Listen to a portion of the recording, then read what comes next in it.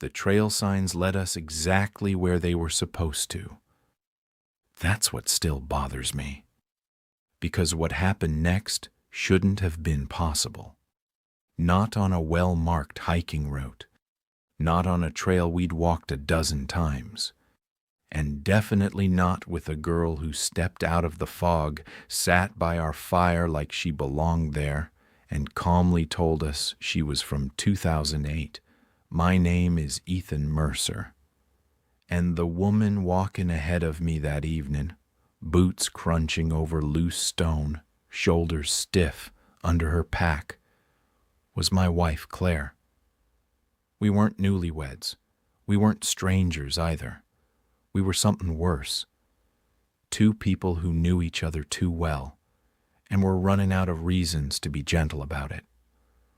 The trail climbed through thick evergreens and slate-gray rock, narrow enough that our elbows almost brushed the branches. The sky had that late fall color, washed out and heavy, like the light was being squeezed out of the world. By mid-afternoon, a low fog rolled in. Not the kind that drifts politely through the trees. This was dense, wet, weighty. It clung to our jackets and made every breath taste like cold metal. Claire stopped at a bend and looked back at me. "You see," she said, voice tight with forced confidence. "The markers, same as always." I stared past her shoulder, because up ahead, where the trail should have continued, there was a split, a fork that didn't belong. The left path dipped into thicker trees. The right cut upward between two boulders like a scar in the mountain. "We've never had a fork here," I said. Claire let out a short laugh that wasn't happy. "We've done this loop 1,000,000 times. You know that." "I know," I said, adjusting the strap on my pack. "That's why I'm telling you, something's off." She turned back toward the fork, like she could bully the landscape into behaving. "I checked the map at the last signpost," she said. "We didn't go off route." My throat felt dry. Because she was right. I'd been watching too. We hadn't taken any weird shortcuts. We hadn't ignored any warnings. And still, we were standing in front of a choice that should not exist. The fog thickened, swallowing the trees beyond the fork. The daylight was bleeding out fast, and the deeper silence around us didn't sound like nature quiet. It sounded like the world was holding its breath. Claire's voice softened. "Ethan, what do you think?" There it was, the thing we always did when life got uncomfortable. Hand the decision back and forth until one of us snapped. I swallowed it down. "Going back isn't smart," I said, keeping my tone calm. "Not with the fog, not this late. We find a flat spot, set up, sleep. At first light, we retrace steps." Claire's shoulders loosened a fraction. "Okay," she said, "just a little farther." We walked again, and the fog turned the trees into tall shadows. The scent of pine was sharp, almost too sharp, like someone had snapped fresh branches right under our noses. Somewhere far off, a bird called once. Then nothing. I tried not to let my mind spiral. But when you're tired and cold and your marriage feels like a thin rope over a long drop, your brain starts looking for shapes in the mist. A week earlier, Claire had brought it up over cold tea on our back deck. "We haven't gone anywhere in a year," she'd said, tracing the rim of her mug like it was a compass. "I miss the old us." "It's late fall," I'd told her. "Not exactly peak season." She'd shrugged, looking up at the sky like she didn't care what weather was. "That's the point," she said. "It's not a picnic. It's a real trip." I remember thinking, this is her reaching out. Not in a dramatic way. Not in a crying on the kitchen floor way. In a Claire way. A simple offer that said, "Try again, So I said yes. I booked 2 days off work. We didn't fix anything with that decision, but for a moment, it felt like we'd stopped moving apart. The memory faded as the forest closed in. Claire slowed, then stopped again. Her head tilted slightly, like she was listening to something I couldn't hear. "Did you hear that?" she asked. I blinked. "Hear what?" "Footsteps," she whispered.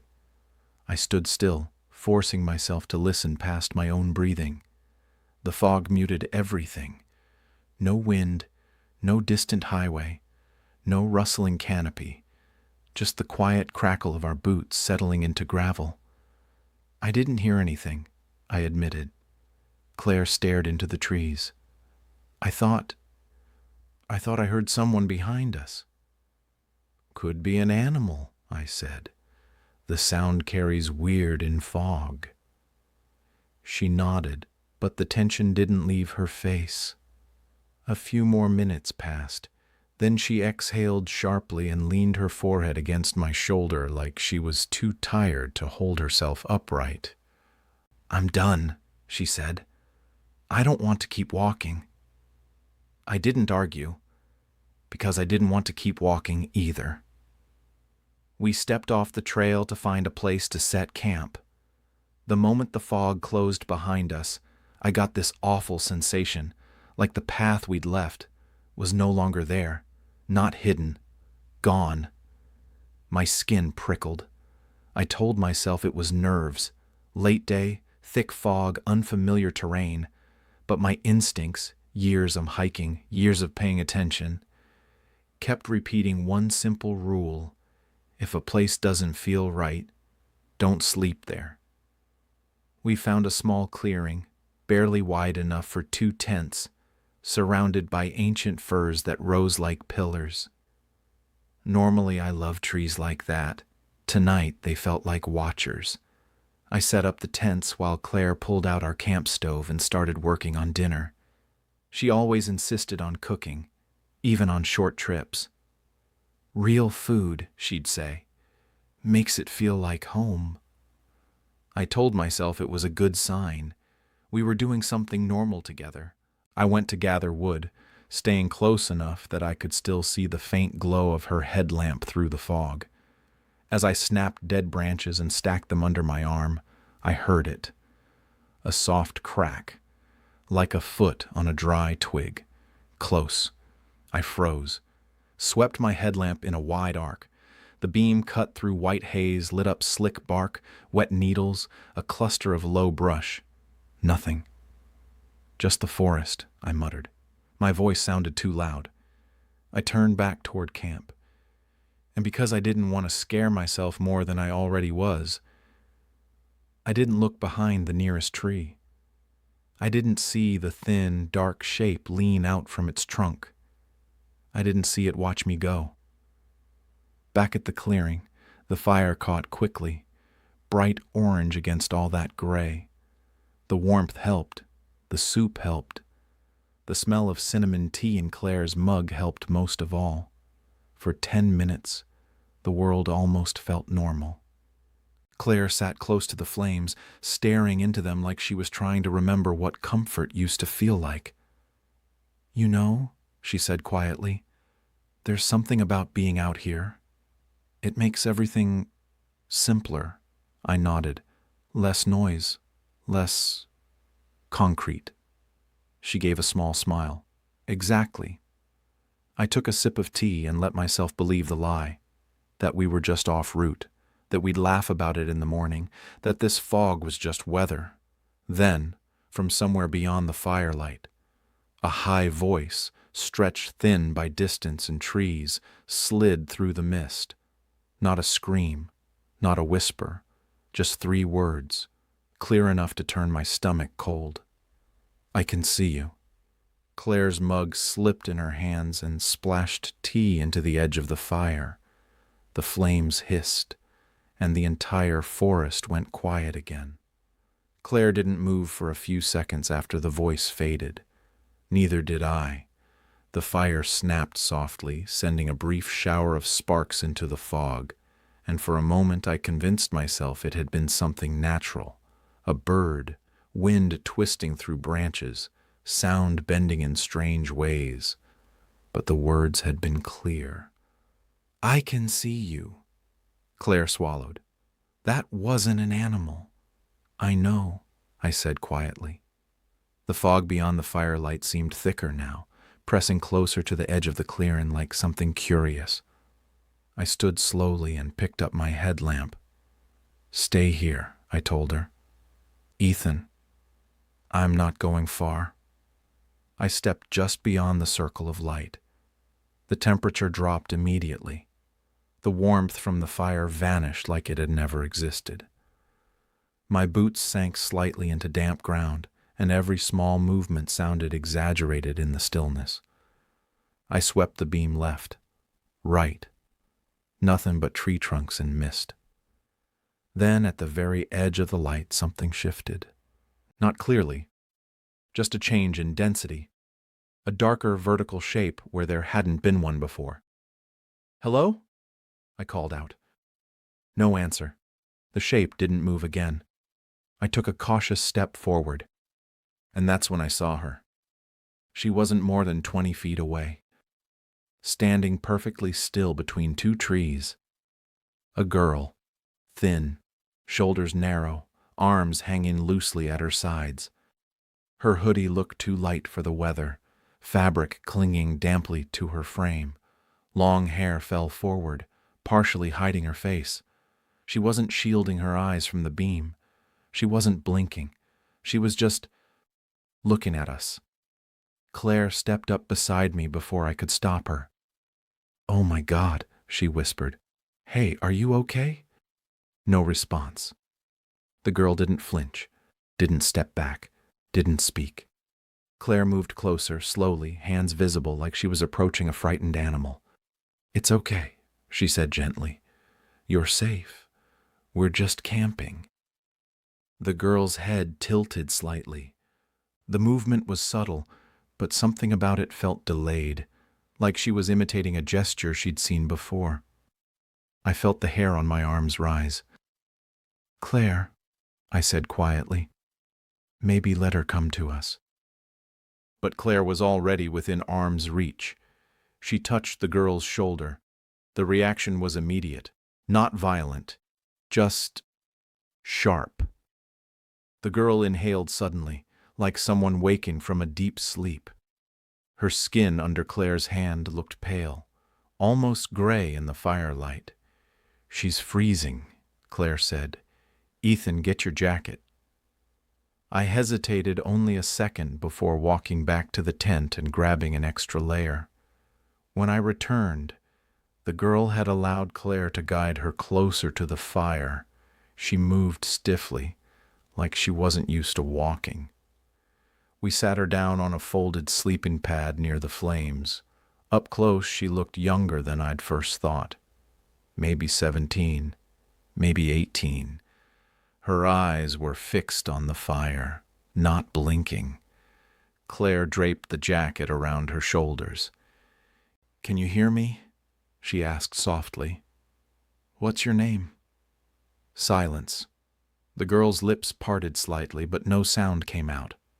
I crouched across from her. "How long have you been out here?" I asked. Nothing. Claire glanced at me, worry deepening in her expression. "She might be in shock," she said. The girl's gaze shifted suddenly, not to Claire, to the pot on the stove, to the steam rising from the soup. Claire followed her eyes. "Are you hungry?" she asked gently. A small pause. Then the girl nodded. Just once. Claire quickly poured a small portion into a metal bowl and brought it over. She scooped a careful spoonful and held it near the girl's mouth. For a moment, I thought she wouldn't respond. Then she opened her mouth and swallowed. Slowly, mechanically, like she was remembering how to do it. Claire gave me a faint look of relief and offered another spoonful. The girl ate several more, then suddenly her breathing changed. Her eyes moved away from the fire and focused on Claire's face. Tears filled them without warning. Not loud sobbing, just silent tears sliding down pale cheeks. Claire's expression softened immediately. "It's okay," she whispered, pulling the girl gently into an embrace.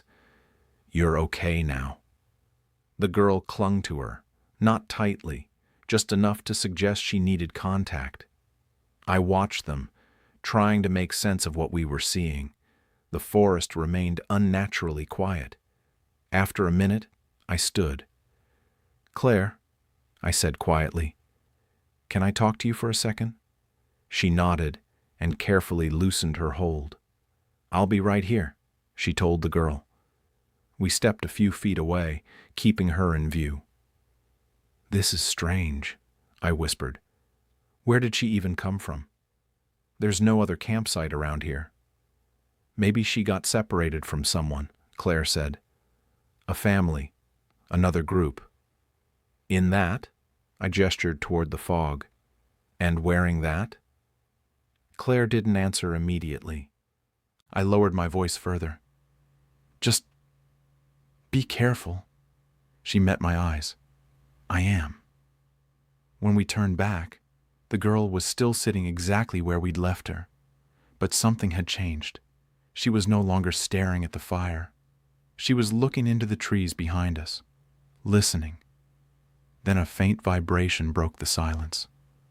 All three of us froze. The sound came from her hoodie pocket. A phone.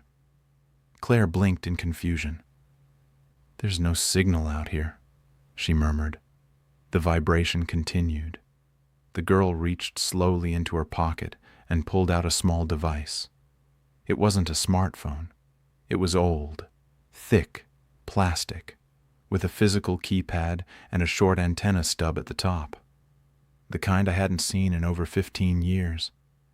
The screen glowed faint green. Incoming message. No signal bars. Claire looked at me. "That's not possible." I stepped closer and crouched beside the girl. "Can I see it?" She handed it to me without resistance. The model was something from the late 2000s, maybe earlier. I flipped it over and removed the back cover. The battery was real. The SIM card was the large, outdated kind. There was no way this should have been connected to any network. But the message was there. I opened it. The text wasn't a sentence. It was a string of symbols, random characters. Nonsense. Claire leaned closer. "What does it say?" "Nothing," I said slowly. "It's just, garbage." I checked for signal again. 0 bars. No service. I powered the phone off, removed the battery completely. The screen went dark. Then, the phone vibrated again in my hand, even without the battery. Claire stepped back. "That's not funny. I'm not doing anything," I said. The screen flickered on for a second, just long enough for new text to appear. 3 words. Not symbols this time. I felt my throat tighten as I read them. "You found her." I stared at the screen for several seconds before I fully realized I was holding a phone with no battery inside it. "What does it say?" Claire asked quietly. I looked up at her. "It says, 'You found her.'" Claire froze, then slowly turned toward the girl. She was watching us. Not scared, not confused, just observing. "Who sent that?" Claire asked. The girl blinked, and for the first time she spoke. Her voice was quiet, almost rough, like she hadn't used it in a long time. "They did." Something tightened in my chest. "Who's they?" I asked. She shifted her gaze toward the fog. "The ones who live here." Silence settled over us. I kept waiting for her to smile, to say it was a joke, some kind of prank. But her face stayed completely serious. "No one lives here," I said. "This is a national park." She slowly shook her head. "No, it's their place." Claire sat down beside her. "What's your name?" The girl hesitated. Ellie, Ellie, how old are you? She frowned slightly, like she had to think about it. 17. And what year is it? I asked carefully. She looked at me like the question didn't make sense. 2008. The fire cracked softly. Something cold slid down my spine. It's 2025, Claire said calmly. Ellie went still. Her breathing became uneven. No, she whispered. No. We came here in the fall. I was 17. We were just camping. Who's we? Claire asked. My mom, my dad, my little brother. She stopped speaking. The fog shifted at the edge of the clearing, like something was moving through it beyond the light. Then the fog came, Ellie continued. I walked away from camp, just for a minute. When I came back, they were gone. You looked for them? Claire asked gently. Ellie nodded. I heard their voices. They were calling me, but it wasn't them. I tensed. What do you mean? She looked straight at me. They sounded right, but the words were wrong. The fire suddenly flared brighter, even though none of us had touched it. What were they saying? Claire asked. Ellie lowered her eyes. They repeated things I'd already heard before. Just not at that moment. A heavy feeling settled in my chest. Like what? She looked at Claire. We'll try again. Claire's head snapped up. Those were her words, from last week, from our backyard. How do you know that? I asked. Ellie frowned. They said it. The fog at the edge of the clearing rippled, and then we heard it again. The same voice, the same tone, but closer now. Claire. Claire went pale. Ethan, did you hear that? I had. It was my voice, coming from the fog, saying her name exactly the way I say it. Don't listen, Ellie whispered. I stood up, my heart pounding too fast. It's just an echo, I said. Just sound carrying.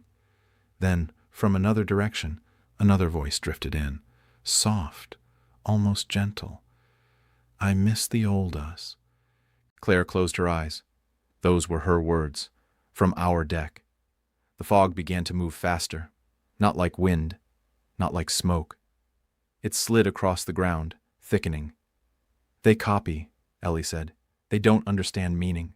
They just repeat. Who are they? I asked. She stared into the darkness. The ones who stayed. Something moved between the trees beyond the firelight. Too tall, too narrow. A shape, almost human, but wrong. It didn't move like a person. Too smooth. Too quiet. Claire grabbed my hand. Ethan. I held her tighter, and from the fog right behind us came my voice again. You always walk ahead of her. But I had never said that. The fog crept to the very edge of the clearing. The fire began to die, and in that moment I understood something simple and terrifying. We didn't find Ellie. They found us. If both of you leave, Ellie said quietly, they'll get closer. I looked at her. Closer to what? She raised her eyes. Closer to being you. Something twisted inside me. The fog shifted again. Slow, almost rhythmic, like breathing. From deep in the forest came a sound, not quite footsteps, more like an attempt at footsteps, uneven, with pauses that were too long, like something learning how to walk. Ethan, we can't stay, Claire whispered. I nodded. Ellie, you mentioned signs. What do you mean? She turned toward the tree line. They leave them, to guide you. Who? She didn't answer. She just pointed toward the thickest part of the fog. There. I lifted my flashlight and aimed it. At first, nothing. Then I saw it. A wooden sign nailed to a tree. It hadn't been there before. I was sure of that. The wood looked old and weathered. An arrow and 2 words. 500 yards. No trail name, no map, just distance and direction. That's not official, I said. Claire looked at me. But it's a direction. The fog thinned slightly, revealing a narrow opening between trees. Ellie stood.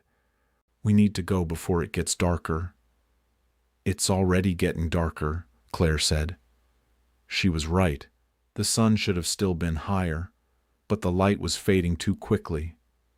Then my voice came again, from ahead of us. You know she's tired of you. Claire turned sharply.